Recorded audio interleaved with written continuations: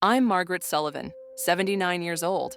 When my husband died, his younger sister Rachel immediately moved into my home, claiming she needed to help me cope with grief. Within 3 months, she'd convinced my doctor I had Alzheimer's, got herself appointed as my legal guardian, and started selling my possessions. Rachel thought an elderly widow would be easy to control. She didn't know I'm a retired federal judge who served on the bench for 35 years. This is how I legally demolished her and sent her to prison. Don't forget to subscribe. Hit that bell icon so you never miss revenge stories like this. My name is Margaret Sullivan, and I'm 79 years old. My husband Thomas died 6 months ago after 56 years of marriage. I was heartbroken but mentally sharp. I'm a retired federal judge who served for 35 years. Thomas had a younger sister named Rachel, age 62. Rachel had always been jealous of our success. Thomas was a successful surgeon, and I was a respected judge. We'd built a comfortable life, a paid-off home worth $1.4 million, retirement savings of $800,000, and valuable antiques.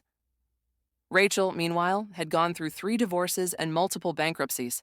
She'd always resented that Thomas wouldn't give her money. 2 weeks after Thomas's funeral, Rachel showed up at my door with luggage. "Margaret, I'm so worried about you living alone at your age. Let me stay and help you through this difficult time." I didn't want her there, but I was grieving and lonely. "Just for a few weeks, Rachel." Those few weeks turned into a nightmare. Rachel immediately started inserting herself into my life. She accompanied me to doctor appointments and spoke for me. She answered my phone and told friends I was too tired for visitors. She started sorting through Thomas's belongings, claiming she was helping me organize. Then Rachel made an appointment with my doctor without telling me. At that appointment, she painted a picture of a confused, forgetful old woman who couldn't manage her own life. "Doctor, Margaret keeps forgetting where she puts things. She asks the same questions repeatedly. Yesterday, she couldn't remember what day it was. I think she has Alzheimer's." This was completely false. I was sharp, organized, and fully capable. But Rachel was convincing, and she'd been feeding the doctor these lies for weeks. The doctor ordered cognitive tests. Rachel had coached me to fail them. She'd kept me awake the night before, given me cold medicine that made me drowsy, and deliberately confused me during the test. The doctor's diagnosis: early-stage dementia. Based on this false diagnosis, Rachel petitioned the court to become my legal guardian. She presented the doctor's report, along with testimonies from neighbors she'd convinced I was declining. The court appointed Rachel as my guardian. She now had legal control over my finances, my property, my medical decisions, everything. With guardianship, Rachel began systematically stealing everything Thomas and I had built. She transferred $200,000 from my savings account to herself, claiming it was for my care expenses. She sold my car and kept the money. She started selling my antique furniture, my jewelry, even Thomas's medical books collection. Rachel moved her boyfriend Carl into my home. They took over the master bedroom and made me sleep in the small guest room. They ate my food, used my utilities, and treated me like a servant in my own house. When I protested, Rachel would threaten me. "Margaret, you have dementia. If you don't cooperate, I'll have you committed to a nursing home. Nobody will believe anything you say." I tried calling my friends, but Rachel had changed my phone number. I tried leaving the house, but Rachel had taken my keys and told neighbors to watch me because I wandered confused. Rachel was isolating me, stealing from me, and trapping me in my own home. But Rachel made one critical mistake. She underestimated who I was. I wasn't just a confused elderly woman. I was a federal judge who'd spent 35 years handling complex legal cases. I knew exactly what she was doing, and I knew how to fight back. I couldn't make phone calls or leave the house, but I could observe and document. I started keeping a detailed journal hidden in my bedroom, recording every theft, every lie, every instance of abuse. I befriended the housekeeper, Maria, who came weekly. Maria could see what was happening. "Mrs. Sullivan, this is wrong. You're not sick. Your sister-in-law is stealing from you." "Maria, I need your help. Can you make phone calls for me?" Maria agreed. She called my former law clerk, Jennifer, who'd worked with me for 15 years at the courthouse. "Jennifer, Judge Sullivan needs help urgently. Her sister-in-law has taken guardianship through fraud. Jennifer visited the house when Rachel was out. I showed her everything: the falsified medical records, the financial transfers, the evidence of theft. Jennifer was shocked. "Judge Sullivan, this is elder abuse and guardianship fraud. We need to file an emergency petition with the court." Jennifer contacted my former colleague, Judge Patricia Morrison, who agreed to hear the case on an emergency basis. We filed a petition to remove Rachel as guardian and investigate the alleged fraud. Rachel had no idea any of this was happening. She thought I was helpless and trapped. The emergency hearing was scheduled for the following week. Maria drove me to the courthouse while Rachel was out shopping with my credit card. When Rachel discovered I was gone, she panicked and rushed to the courthouse. She walked into the courtroom expecting to see a confused old woman. Instead, she found me sitting at the petitioner's table with Jennifer, fully composed and prepared. Judge Morrison called the hearing to order.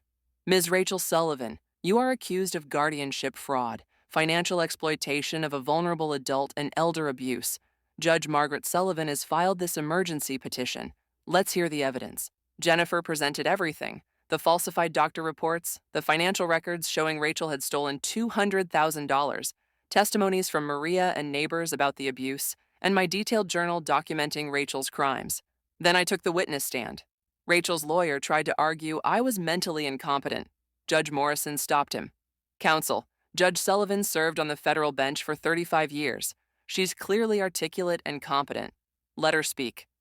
I testified calmly and precisely, exactly as I'd done thousands of times as a judge. I explained how Rachel had manipulated the doctor, falsified my medical condition, isolated me, and systematically stolen my assets. "Your Honor, I am 79 years old, but I am not incapacitated. I do not have dementia. My sister-in-law fabricated a medical crisis to gain control of my life and steal my property. She underestimated me because of my age. That was her fatal mistake." Rachel sat at the defendant's table, her face pale.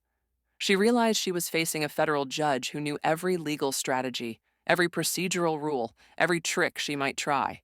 Judge Morrison ordered an immediate independent medical evaluation.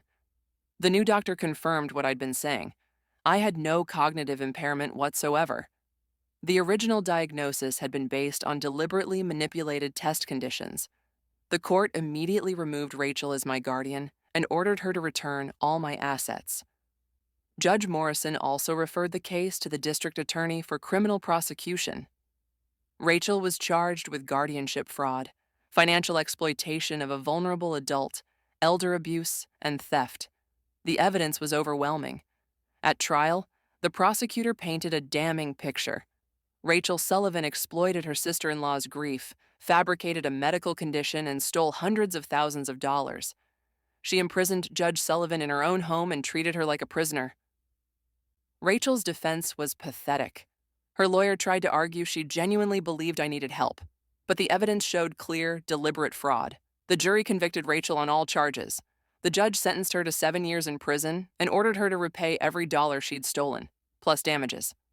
"Ms. Sullivan, you targeted your own family member, a woman who'd just lost her husband.